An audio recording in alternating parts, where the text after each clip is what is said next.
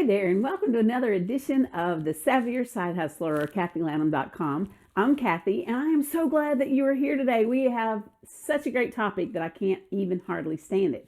But what we do here is I try to pour into you to make that time between when you've begun a task or a new job or a new career or that side hustle to give you shortcuts, tips, and tricks to shorten the time between when you start and when you actually achieve your goal. And I do that because I truly believe that you've got God-given gifts and talents that are given to you and uniquely you, so that you can bring your voice to the world, your gifts to the world, to bless not only yourself, your family, but that world. So I hope you will stick around with me today. Grab a pen and a journal, because today's topic is really an important one. So I'm going to call it the What If and As If APR, or exponential growth starts with your mindset, incremental mindset. Whew! How about that for a mouthful? So hang around, grab your stuff to get ready, and then let's see if we can take some kernels of truth away.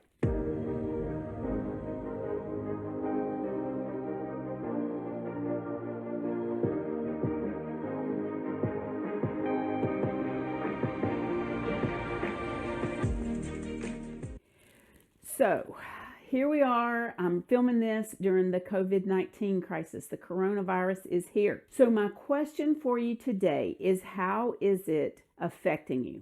Mentally, physically, spiritually, relationship-wise, with your kids? Are you making more memories, or are you just like being a lump on the couch and scrolling through Netflix? Because you get to be in charge of that. So what I want to encourage today is, what if we ask the questions about our business, what if and as is? Now, right now, we've got a lot of folks that are laid off of work. You're back home, you're working from home. You have a little more free time than we've ever had before. And even if this crisis passes and we're looking way down the road, these are timeless principles that I think are so important. But I think it's in the times of struggle that we get some clarity about things. So I know a thing I hear a lot when I coach, or an excuse that I have, or a roadblock is, and on my team, I hear this all the time on my team. Well, if I didn't have to work this full-time job, oh, I'm working to get rid of my full-time job. If I didn't have to do this, or if this wasn't happening. And so there's all of these obstacles that may be real obstacles. They are things. I don't know that they're real. They may just be excuses. So let me ask you a question. What if your business really did generate, I don't know, $100,000 a month or $10,000 a month? 100 might be a little bit of a stretch as we're getting started. But so what if you were a $10,000 a month earner? What would that look like? What if it was possible for you to pour into your team and to have massive outreach? What if that goal of taking your kids all to Disney World, after this is all passed, of course, or on a cruise or whatever, what if that was a reality? What if you could just simply pay your cell phone bill or a car payment, whatever your why is, because the why comes into this. But what if it were a reality? Then I'm going to suggest, what if we started living, acting, and breathing as if it were true? So I'm not saying fake it till you make it. That does nothing but incur debt most of the time, because you're buying lots of inventory that you don't need, or you're investing in things, if you have a brick and mortar business, that you maybe not ought to be investing in. You're chasing after every wind of doctrine. I'm not talking about doing that. But what if you lived as if you had already achieved your goal, whatever success looks like to you? And it may not be $10,000, but if it is, let's just say, let's make it so that you can wrap your head around it. What if you earned $5,000 a month? Oh, let's keep it big, $10,000 a month. If you were actually a $10,000 a month earner, how would you look differently?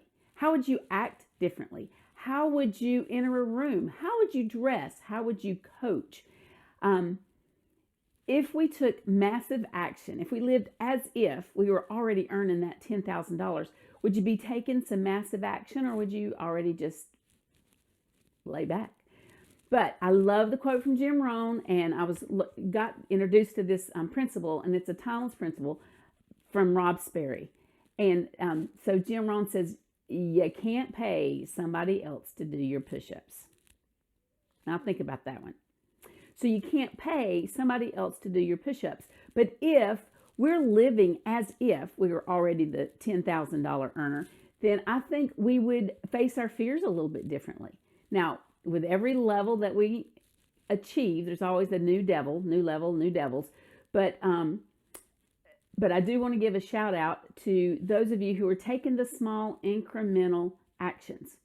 So as we look at what if it were possible, and if you start living as if you had already achieved it, there's a couple of things that you have to do, and one of them is massive, and that is develop your APR. You know I love a good acronym. APR.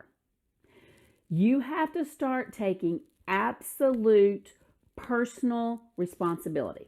Absolute personal responsibility in your business. Now, don't we do this to our kids all the time?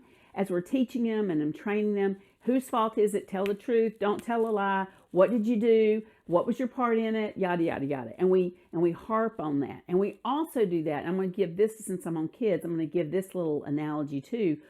What about when we want them to do something that we know is going to be good for them? We know it's going to be beneficial. It's not that big of a deal, but they have blown it out of their minds. It's just out of proportion in their minds. And you're like, okay, just do it. It's not that big of a deal. I think that we kind of do that ourselves in our business. We can become just such victim mindsets. We can be drama queens. We can just, oh, it's so big, it's so scary, it's so bad. And then you do it and it's like, well, that wasn't that big of a deal. Just like we tell our kids, just do it. Trust me in this. It's not that big of a deal. Just do it. So when we talk about your APR, your absolute personal responsibility, I want to give you a few things to look at. And one was what I just mentioned. Are you being a victim? And I have a whole nother YouTube on the way victors behave and victims behave. And it's two different sets of behaviors. It's two different things going on. So you got to cut that card up. You just have to slice it like a bad credit card. If you have credit card issues, or if you've ever had the joy of paying off a credit card and then you cut the blessed thing up so it is not even a temptation anymore. You have to do that in your business. You have to stop. You have to stop comparing yourself. You have to start looking at others. You have to stop being a victim. Well, I can't do it because I am an introvert. Well, I can't do it because I don't know how to do ClickFunnels. Well, I can't do that because there are so many people out here already doing this that I probably can't be a success. Well, I can't do Facebook Lives. I don't want to do that. I can't handle technology. Can I just keep going on? So stop all that. Just stop being a victim. If it's truly your why to affect change and to change lives and to make a difference to the world, then just start. Small incremental steps. Do the next thing. But that mindset piece is hard. I mean, taking control of your thoughts, taking every thought captive, that can be tricky. So the next thing I want you to do to help with that is to be brutally honest. To actually examine your heart. What is your why? Are you lazy? Do you say with your mouth that you want this, but your actions show that you're not? One good litmus test I heard in church one time is if you want to see where your treasure is or where your heart is, just look at your checkbook register. How are you spending your money? I would say too, how are you spending your time? I mean, every productivity video I have refers to that pretty much. Is what are you doing with your days and your times? Truly doing. I caught myself yesterday scrolling Facebook, just scrolling. 30 minutes of just scrolling. So anyway, be brutally honest with yourself. Be brutally honest about your activity. What are you actually doing? Are you doing the do? Are you doing your IPAs, your your actual activities that are going to produce you income. So income producing activities. I did that backwards. But are you actually spending your time on those things that are going to be income producers or time wasters?